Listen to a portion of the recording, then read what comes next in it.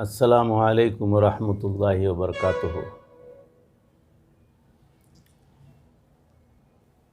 الحمد للہ وکفى وسلام علی عباده الذین اصطفى والتقى والعفاف والغنى،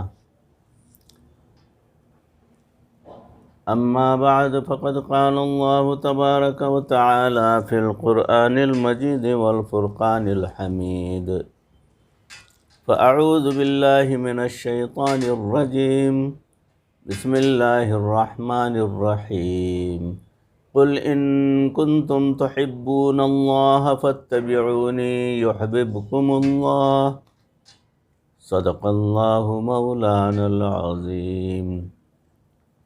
اللہم صلی علی سیدنا مولانا محمد وبارک وسلم کما تحب وترضى عدد ما تحب وترضى۔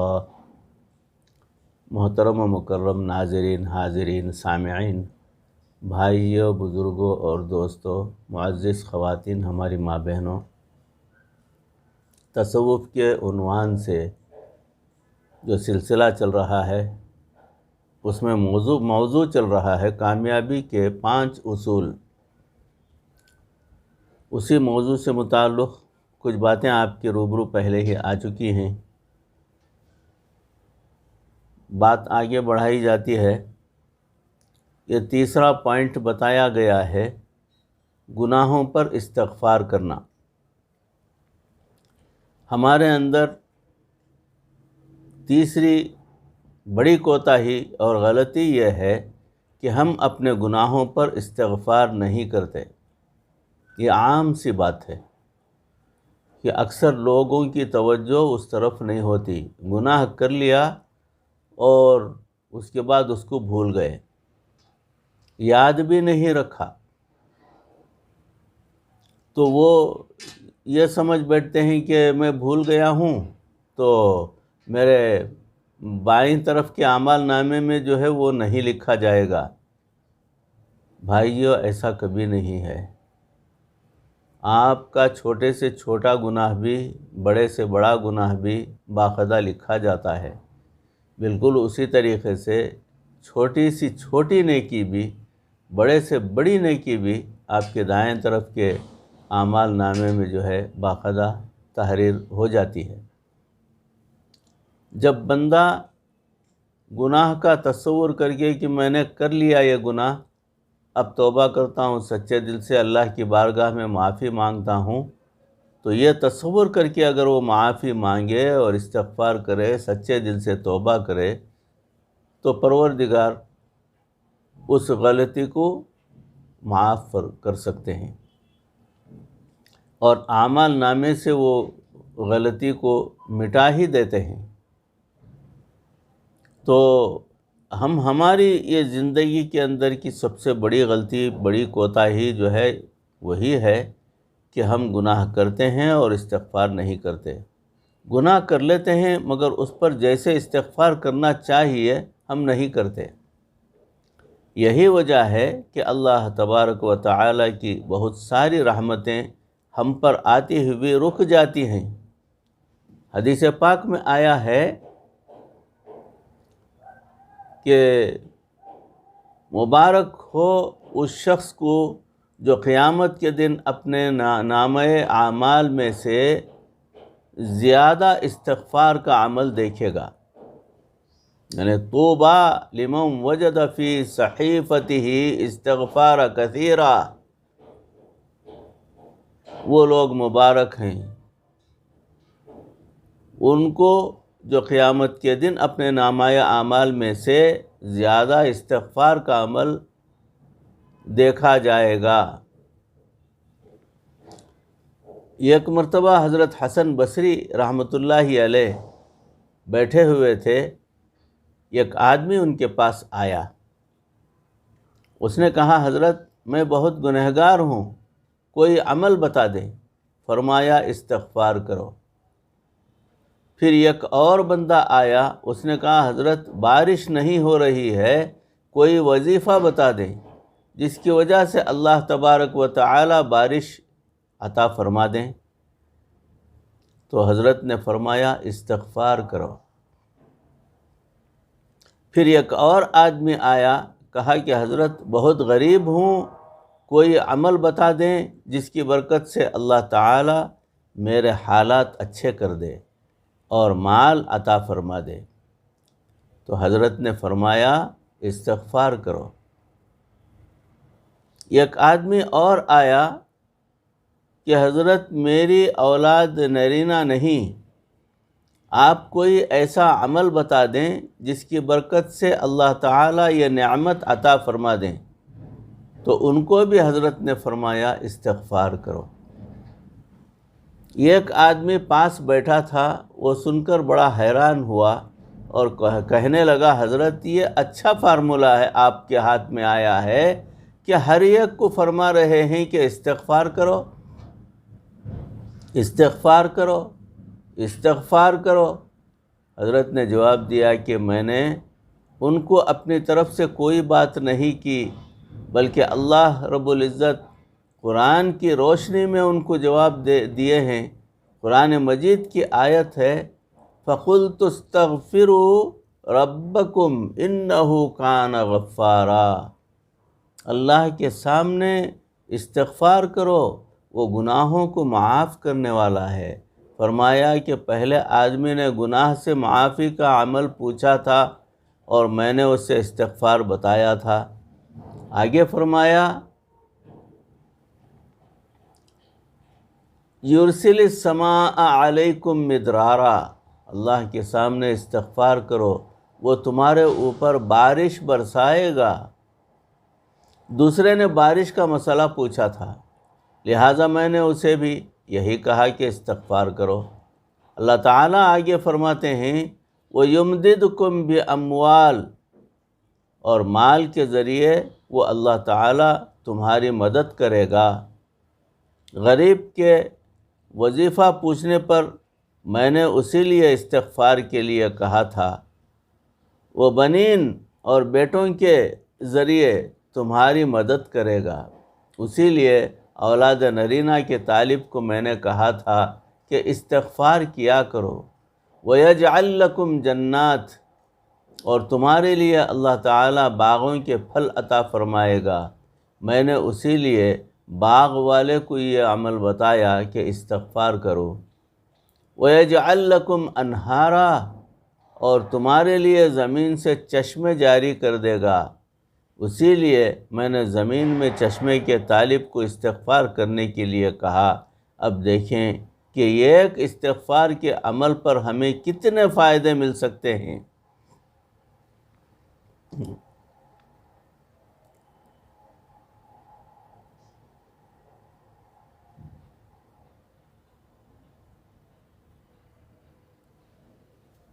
وَمَا مِن دَابَّةٍ فِي الْأَرْضِ إِلَّا عَلَى اللَّهِ رِزْقُهَا، اور زمین میں جو ذی روح جاندار ہے اس کا رزق اللہ کے ذمے ہے۔ رزق تو اللہ تعالیٰ دیتے ہیں، اور ہم کہتے ہیں کہ کسی نے رزق باندھ دیا ہے، یوں گویا لوگوں کو جھوٹا خدا بنا لیتے ہیں۔ یہ بھی کہتے ہیں کہ جو ہے میری فلاں پریشانی جو ہے آ گئی ہے، اس کے لیے کوئی حل نکالے، کوئی چھٹکارا، کوئی نسخہ۔ اسی استغفار کی وجہ سے اللہ تعالیٰ بندے کو مصیبتوں اور عذابوں سے بچاتے ہیں۔ تو سماعت کریں، اللہ رب العزت اپنے کلام میں ارشاد فرماتے ہیں ما کان اللہ لیعذبہم وانت فیہم، اللہ ان کو عذاب نہیں دے گا جب تک آپ ان میں موجود رہیں گے۔ وما کان اللہ معذبہم وہم یستغفرون، اور اللہ ان کو اس وقت تک بھی عذاب نہیں دے گا جب تک وہ استغفار کرتے رہیں گے۔ بیٹی کا رشتہ نہ ہونا کتنا بڑا عذاب ہے، نوجوان کو رزق نہ ملنا، اس کا کاروبار نہ چلنا کتنا بڑا عذاب ہے۔ لیکن یاد رکھیں کہ جب تک ہم استغفار کرتے رہیں گے اس وقت تک اس عذاب سے بچے رہیں گے۔ انہی کے غم میں ماں کو ایسی بیماریاں لگ جاتی ہیں کہ وہ پریشان ہو جاتی ہے۔ اصل بات یہ ہے کہ ہم ابھی استغفار کے فوائد ہی نہیں سمجھ پائے۔ ہر وقت استغفار کرتے رہیں۔ استغفار کو جو ہے اپنا اوڑھنا بچھونا بنا لیں۔ آپ استغفار کی کثرت کرتے رہیں۔ ایک تو یہ ہے کہ صبح اور شام پڑھا جائے، استغفر اللہ ربی من کل ذنب و اتوب الیہ، استغفر اللہ الذی لا الہ الا هو الحی القیوم و اتوب الیہ۔ یہ تو پورا استغفار ہے۔ اگر مرد حضرات چلتے پھرتے بھی استغفر اللہ اتنا ہی پڑھتے رہیں، اور عورتیں گھر میں کھانا تیار کرتے وقت اور پاکی صفائی کرتے وقت بھی استغفر اللہ کرتی رہیں گی، تو ان کو بھی استغفار میں شامل کر لیا جائے گا۔ لوگ کہتے ہیں کہ جناب کوئی عمل بتائیے۔ بھائی اس سے بڑا عمل کیا ہے؟ اس پر تو اللہ کا قرآن گواہی دے رہا ہے کہ یہ سب نعمتیں استغفار کے سبب ملتی ہیں۔ بغیر غلطی کے بھی استغفار کریں، اس کی عادت بنا لیں۔ ہمیں چاہیے تو یہ تھا کہ ہم بغیر غلطی کے بھی استغفار کرتے، اس لیے کہ بغیر غلطی کے استغفار کرنا رحمت الہی کو کھینچنے کا سبب بنتا ہے۔ آپ کا بیٹا اگر کسی وقت آپ کے پاس آ کر معافی مانگ رہا ہو اور کہہ رہا ہو کہ امی اگر مجھ سے کوئی غلطی ہو گئی ہو تو مجھے معاف کر دیں، حالانکہ اگر اس نے غلطی نہ کی ہو تو کیا ایسی صورت میں اس پر پیار نہیں آتا؟ ماں کہتی ہے کہ یہ میرا کتنا پیارا بیٹا ہے کہ بغیر غلطی کے مجھ سے معافی مانگ رہا ہے۔ استغفار کا معاملہ بھی ایسے ہی ہے۔ جب بندہ بغیر غلطی کے اللہ رب العزت کے سامنے استغفار کرتا ہے تو اللہ تعالیٰ کو بھی اپنے اس بندے پر پیار آتا ہے۔ چنانچہ یہ اصول بنا لیں زندگی کا کہ اللہ کے حضور ہر وقت نادم و شرمندہ رہنا ہے اور استغفار کرتے رہنا ہے۔ نعمتوں پر اللہ کا شکر ادا کرنا، یہ چوتھی پوائنٹ ہے۔ ہماری چوتھی کوتاہی یہ ہے کہ اللہ رب العزت نے جو نعمتیں ہمیں عطا کی ہیں ان کا صحیح معنوں میں شکر ادا نہیں کرتے۔ ہمیں نعمتوں کا شکر ادا کرنا اس وقت یاد آتا ہے جب وہ نعمت چلی جاتی ہے۔ کسی نے کہا تھا کہ نعمتوں کا شکر ادا کرنے کے لیے نعمتوں کے چھن جانے کا انتظار کرنا بے وقوفی ہے۔ اس لیے نعمتوں کے چھن جانے سے پہلے انتظار نہ کریں اور اللہ کا شکر ادا کریں۔ جب نعمت چھن جائے اس وقت اس کا شکر ادا کرنے کا کیا فائدہ؟ نعمتوں کی موجودگی میں ہی نعمتوں کا شکر ادا کیجیے۔ صحت نعمت ہے، فارغ وقت جو ہے وہ نعمت ہے، مال انسان کا نعمت ہے، اور انسان کی جوانی نعمت ہے، ماں باپ نعمت ہیں۔ تو یہ بہت بڑا انمول خزینہ ہے، ماں باپ نعمت ہیں، اس کا شکر بھی اللہ کی بارگاہ میں ادا کرنا ہے۔ اپنے پیر، اپنے استاد، وہ نعمت ہیں ہمارے لیے۔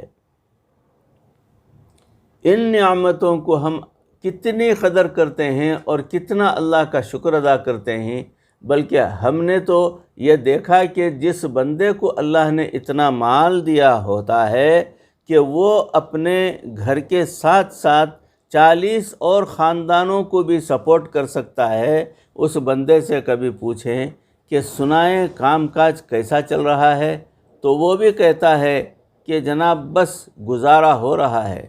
اب اگر اللہ نے اتنا دیا ہوا ہے اور پھر اس وقت کے جواب میں ہم یوں کہیں کہ بس گزارا ہو رہا ہے، تو اس پر اللہ تعالیٰ کو غصہ آئے گا کہ نہیں؟ اسی طرح خاوند اپنی بیوی پر بے تحاشا دولت خرچ کرتا ہو اور اس کی بیوی اپنی ماں کو یہ رپورٹ دے کہ میں بس گزارا کر رہی ہوں تو خاوند کو کتنا غصہ آئے گا۔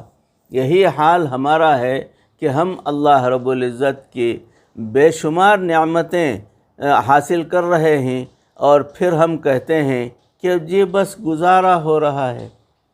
پتہ نہیں ہماری زبان کیوں جھوٹی ہو جاتی ہے۔ ہمیں تو یہ چاہیے تھا کہ ہم یوں کہتے کہ جناب اللہ تعالیٰ نے تو مجھے اتنا دیا کہ میں تو ساری زندگی سجدے میں سر رکھ کر بھی اگر اللہ کا شکر کرتا ہوا گزار لوں تو بھی کم ہے، مولا پھر بھی میں شکر ادا نہیں کر سکتا۔ ہم کیوں نہیں کہتے کہ جناب اللہ تعالیٰ نے تو ہم بے قدروں کو ہماری اوقات سے بھی زیادہ اپنی نعمتیں عطا فرمائی ہیں۔ یہ ہمارے تصور میں بھی نہیں آتا، ہمارے زبان پر بھی نہیں آتا۔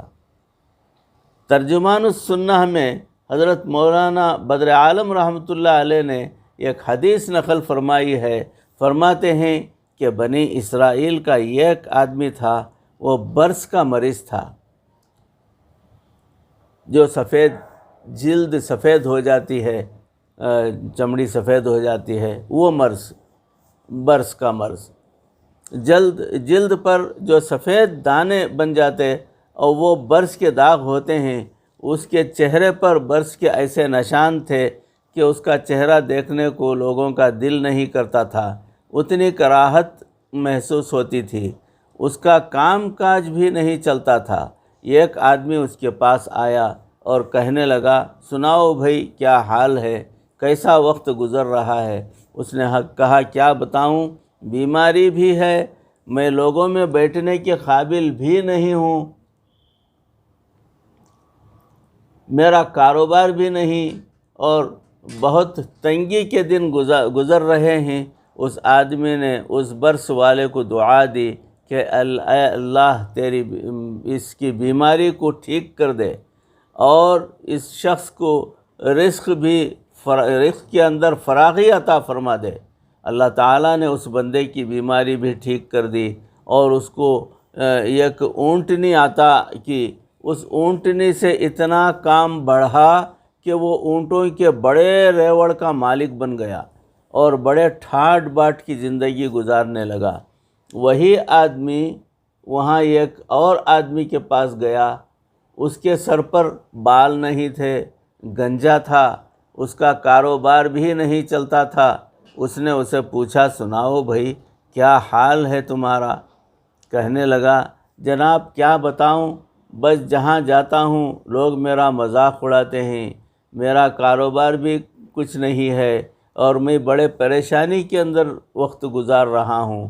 اس نے اسے بھی دعا دی کہ اللہ اس کی اسے روزی عطا فرما، اس کی بیماری کو دور فرما اور اس کے بال جو ہیں اس سر پر اگ آئیں اور اسے خوبصورتی بھی عطا فرما، جس سے اس کی پرسنالٹی بہترین بن جائے۔ تو اللہ رب العزت نے اس بندے کی دعا سنی اور اس کی دعا کے مطابق اس کو صحت دے دی، گنجاپن دور ہو گیا، پرسنالٹی اچھی ہو گئی، اور اللہ تعالیٰ نے ایک گائے اس شخص کو دے دی، اس گنجے کو۔ اس ایک گائے کی نسل اتنی بڑھی کہ وہ سینکڑوں گائیوں کا مالک ہو گیا، اس کی زندگی میں بہت خوشحالی آ گئی۔ پھر وہ ایک تیسرے بندے کے پاس گیا، وہ اندھا تھا، اس سے پوچھا، سناؤ بھائی کیسے گزر رہی ہے؟ کہنے لگا، میں کیا بتاؤں، لوگوں سے مانگ کر روٹی کھاتا ہوں اور در کے دھکے کھاتا پھرتا ہوں، لوگوں کے لیے تو فقط رات میں اندھیرا ہوتا ہے اور میرے لیے تو دن کی روشنی میں بھی اندھیرا ہی اندھیرا ہوتا ہے، جس کو امان کہتا ہوں۔ میں نے اس کی شکل ایک مرتبہ بھی نہیں دیکھی، ابو کی شکل بھی کبھی نہیں دیکھی، اور میرا کاروبار بھی کوئی نہیں چل رہا۔ اس نے اسے بھی دعا دی کہ اللہ تعالیٰ اس بندے کی بینائی کو درست فرما دے، اسے بینائی عطا فرما اور اسے صحت اور تندرستی عطا فرما، اس کی تنگی اور تکلیف افلاس کو دور فرما۔ تو اور یہ اس کو ایک بکری دے دی۔ اس بکری کی اتنی نسل بڑھی کہ وہ بکریوں کے بڑے ریوڑ کا مالک بن گیا، صحت مند ہو گیا، تندرست ہو گیا، اور اس کا کاروبار خوب زور و شور سے چلنے لگا۔ بنی اسرائیل کے یہ تینوں آدمی بڑے بڑے نواب بن گئے۔ جب پیسہ آتا ہے تو پھر انسان سہولت پسند ہو جاتا ہے، چنانچہ ان کے محل بن گئے، خوبصورت بیویاں آ گئیں، نوکر چاکر آ گئے، لائف سٹینڈرڈ اونچا ہو گیا، اور خوب ٹھاٹ باٹ کی زندگی گزارنے لگے۔ پھر دوست بھی بہت بن گئے، کئی سالوں تک وہ اسی طرح اللہ کی نعمتوں کے مزے لیتے رہے اور پلتے رہے۔ ایک دن وہی بندہ جس نے پہلے ملاقات کر کے دعا دی تھی، وہ پہلے آدمی کے پاس آیا اور آ کر اسے کہا، بھائی بات کیا ہے کہ میں بہت محتاج ہوں، میں ضرورت مند ہوں، اللہ تعالیٰ نے آپ کو بہت کچھ دیا ہے، آپ اللہ کے لیے مجھے کچھ دے دیں۔ ایک وقت تھا آپ کے پاس کچھ بھی نہیں تھا، آج دیکھو اللہ نے آپ کو کتنا کچھ دیا ہے۔ جب اس نے یہ سنا کہ ایک وقت تھا جب آپ کے پاس کچھ نہیں تھا، تو اس کو غصہ آ گیا اور کہنے لگا، آ جاتے ہیں منہ اٹھا کے، بات کرنے کی بھی تمیز نہیں، خبردار میں تمہیں دھکے دے کر یہاں سے نکال دوں گا، میں تو شروع ہی سے امیر تھا، کیا تم سے میں نے پیسے مانگے ہوئے تھے؟ جب وہ ناراض ہونے لگا تو اس نے کہا، بھائی آپ مجھ سے ناراض نہ ہوں، میں جا رہا ہوں، بس آپ جیسے تھے اللہ تعالیٰ آپ کو ویسا کر دے۔ اس کے بعد ایسی بیماری آئی کہ اونٹوں کا سارا ریوڑ ختم ہو گیا اور وہی برس کی بیماری واپس لگ گئی۔ اس کے بعد وہ دوسرے آدمی کے پاس گیا جو گنجا تھا، اس سے کہا، جناب میں محتاج ہوں، فقیر ہوں، آپ کو اللہ نے بہت کچھ دیا ہے، اللہ آپ کے نام پہ مجھے بھی کچھ دے دے، اللہ کے نام پر آپ مجھے بھی کچھ دے دیں، میری مدد کریں۔ ایک وقت تھا کہ آپ کے پاس کچھ بھی نہیں تھا اور آج بہت کچھ ہے۔ جب اس نے یہ بات سنی تو اس کو بہت غصہ آیا اور کہنے لگا، تجھے بات کرتے ہوئے شرم نہیں آتی؟ میں نے درختوں سے جا کے پیسے توڑے نہیں ہیں، میں ایسا بزنس مین ہوں، میں نے ایسی ڈیل وغیرہ کی ہے کہ مجھے اتنا بچا، اس کاروبار میں اتنا آمدنی ہوئی، اتنا مال میرے پاس بڑھتا گیا، میاں میری یہ خون پسینے کی کمائی ہے، تو کیسے یہ بات کہہ رہا ہے؟ جب وہ کچھ زیادہ ہی ناراض ہونے لگا تو اس نے کہا، بھائی ناراض نہ ہو، اچھا میں جا رہا ہوں، اب آپ جیسے تھے اللہ آپ کو ویسا ہی کر دے۔ لو جی، اس کی حالت بھی وہی ہو گئی، سب گائیاں بھی ختم ہو گئیں اور سر کے بال بھی غائب ہو گئے، بدنما ہو گیا اور پہلے جیسا تھا ویسا ہی ہو گیا، نہ گھر بچا، نہ کاروبار بچا، نہ دوست احباب بچے، وہی فقیر کا فقیر، گنجا فقیر کی جو ہے جیسا تھا ویسا ہی بن گیا۔ اور پھر وہ تیسرے کے پاس گیا، اسے بھی جا کر یہی کہا کہ میں بڑا محتاج ہوں، ضرورت مند ہوں، آپ کے پاس آیا ہوں، مجھے کچھ دے دیں۔ ایک وقت تھا کہ آپ کے پاس بھی کچھ بھی نہیں تھا، اور جو آج اللہ نے آپ کو بہت کچھ دیا ہوا ہے۔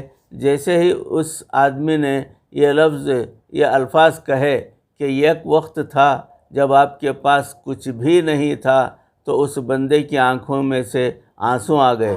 اس نے پوچھا، کیا ہوا؟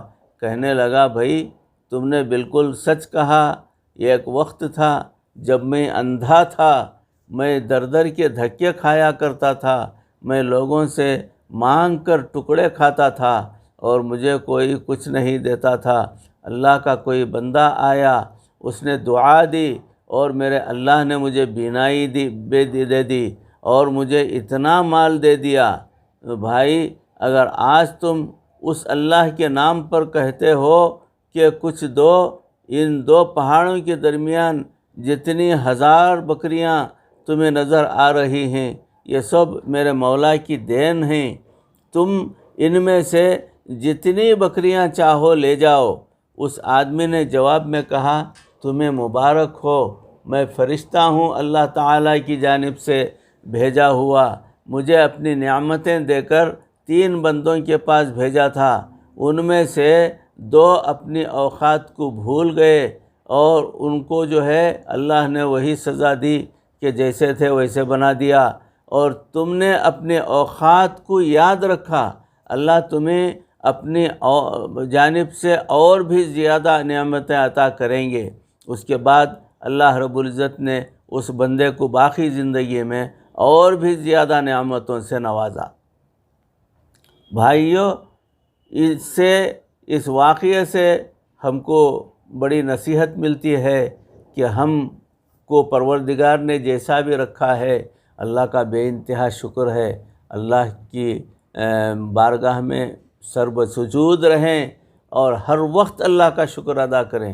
ایک گھونٹ پانی جب پیتے ہیں تب بھی اللہ کا شکر ادا کریں، ایک نوالا کھانا اگر کھاتے ہیں تب بھی اللہ کا شکر ادا کریں، اور جس حالت میں پروردگار نے رکھا ہے اللہ کا شکر ادا کریں اور اللہ سے اور زیادہ مانگیں تاکہ اللہ کے بندوں کو جو ہے مدد کرنے کا کچھ ذریعہ پروردگار تمہیں بنا دے۔ تو یہ جو ہے باتیں ہم کو ذہن نشین کرنی چاہیے اور ہم کو اس کے اوپر عمل کرنا چاہیے، ہر وقت استغفار کرتے رہنا چاہیے اور اللہ کا شکر ادا کرتے رہنا چاہیے۔ بھائیوں، بزرگوں اور دوستوں، عزیزوں، معزز خواتین، ہماری ماں بہنوں، موضوع چل رہا ہے، اسی موضوع کی اگلی کڑی انشاءاللہ العزیز اگلی نشست میں آپ کے روبرو پیش کرنے کی کوشش کروں گا۔